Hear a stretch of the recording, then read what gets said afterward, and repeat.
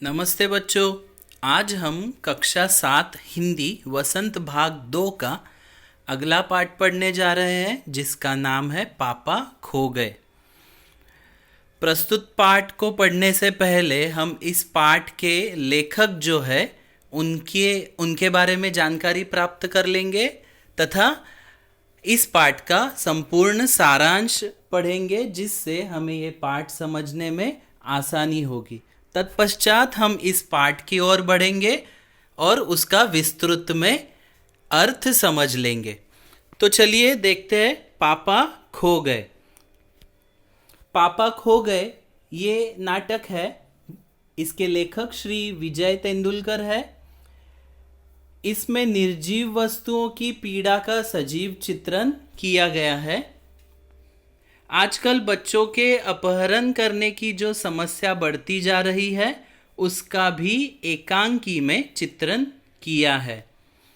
रात के समय सड़क पर एक बिजली का खंभा, एक पेड़, एक लेटर बॉक्स और दीवार पर नाचने की मुद्रा में खड़ी एक लड़की का पोस्टर है। जैसे कि देखिए नीचे पिक्चर में दिखाया है। जैसे कि देखिए एक बिजली का खंभा है, एक पेड़ है, पेड़ के सामने एक लेटर बॉक्स है, दीवार पर नाचने की मुद्रा में खड़ी एक लड़की है। रात के समय ये सभी अपने दिन भर के जीवन की बातें करते हैं। पेड़ और खंबे को रात की अपेक्षा दिन अच्छा लगता है। उस समय सड़क पर जीवन भागता दिखाई देता है।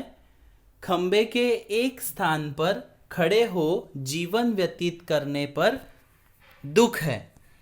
पेड़ कहता है वह तो उससे पहले का खड़ा है, उसका जन्म इसी स्थान पर हुआ था। उस समय यहाँ कुछ नहीं था, सामने फैला विशाल समुद्र था, उसे बहुत अकेला लगता था। सड़क बनने पर जब खंबे को उसके पास लगाया गया तो पेड़ को लगा कि उसका अकेलापन दूर करने के लिए एक साथी आ गया है। पेड़ ने खंबे से बोलने की बहुत कोशिश की, परंतु खंबा खड़ा रहा। खंबे पर बरसात के दिनों में मुसीबत आई तो उस समय पेड़ ने उसे सहारा देकर संभाल लिया। उस दिन से दोनों में दोस्ती हो गई। दीवार पर लगे पोस्टर के टेढ़े होने से पोस्टर पर बनी नाचने वाली औरत के घुंघरू बज उठे। उसी समय लेटर बॉक्स एक भजन गुनगुनाता है। कौवा भी भजन सुनकर पेड़ के पीछे से बाहर आता है। लेटर बॉक्स अपने डिब्बे से चिट्ठियां निकालकर पढ़ने लगता है। पेड़ और खंबा उसे चिट्ठियां पढ़ने से मना करते हैं। लेटर बॉक्स कहता है कि वह तो अपना मन बहलाने के लिए पढ़ता है, पेड़ को भी पढ़ना चाहिए। उसी समय किसी के आने की आवाज आती है, सब चुप हो जाते हैं। एक आदमी अपने कंधे पर एक लड़की को उठाए चला आ रहा था। वह बच्चे उठाने वाला है, आज वह लड़की उठाकर लाया था। आदमी ने लड़की को बेहोश कर दिया, इसलिए वह गहरी नींद में सो रही थी। आदमी लड़की को वहीं छोड़ अपने लिए खाने का प्रबंध करने चला गया। उसके जाने के बाद खंबा, पेड़, लेटर बॉक्स और कौवा आदमी को बुरा भला कहते हैं और लड़की को उस आदमी से बचाने का उपाय सोचने लगते हैं। तभी लड़की जाग जाती है। वह सब को देख हैरान रह जाती है। सब उसे देख चुप हो जाते हैं। लड़की अपने माँ बाप और घर को याद कर रोने लगती है। लेटर बॉक्स से चुप नहीं रहा जाता। वह लड़की से उसके घर का पता पूछता है। लड़की को पता मालूम नहीं था। सबको आश्चर्य होता है कि लड़की को अपने घर के बारे में कुछ नहीं पता। लेटर बॉक्स लड़की को बताता है कि वे लोग भी इंसानों की तरह बात करते हैं। लड़की उन लोगों से घुल मिल जाती है। वे आपस में खेलने लगते हैं।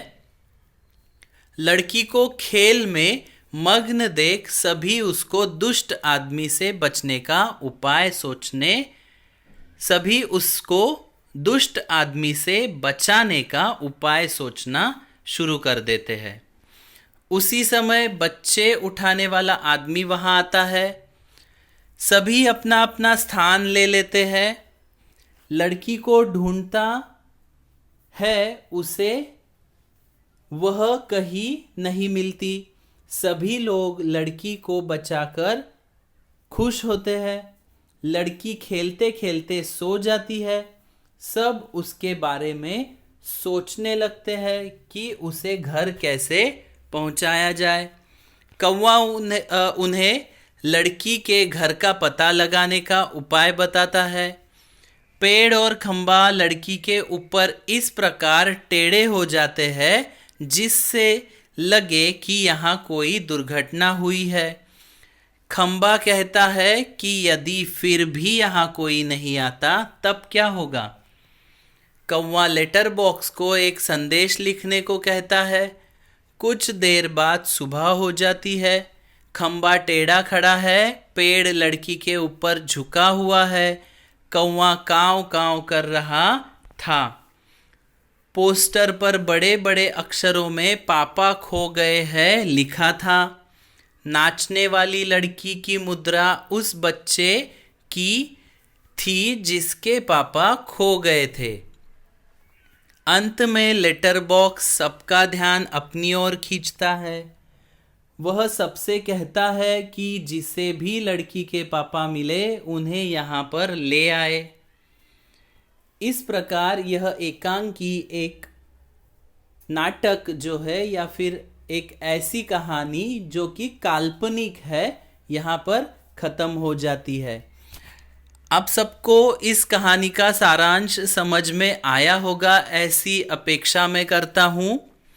एक बार फिर से दोहराता हूँ कि इस कहानी में हमें क्या बताया है कि निर्जीव वस्तुएं जो है वो आपस में बातें कर रही है और आपस में बातें करते करते एक ऐसी घटना वहाँ पे घटती है जिससे उनका पूरा जो संभाषण है या फिर उनका जो काम है यहाँ पे हमें दिखाई पड़ रहा है। जैसे कि खंबा, लेटर बॉक्स,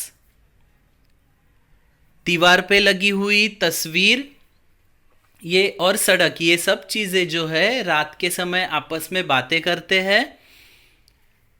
तभी वहाँ पर बच्चे चुराने वाला आदमी एक लड़की को लेकर आता है। उस लड़की को बचाने के लिए ये सब निर्जीव वस्तुएं किस प्रकार अपनी कोशिश करते हैं, यह सब हमें इस पाठ में लेखक विजय तेंदुलकर जी ने बताया हुआ है।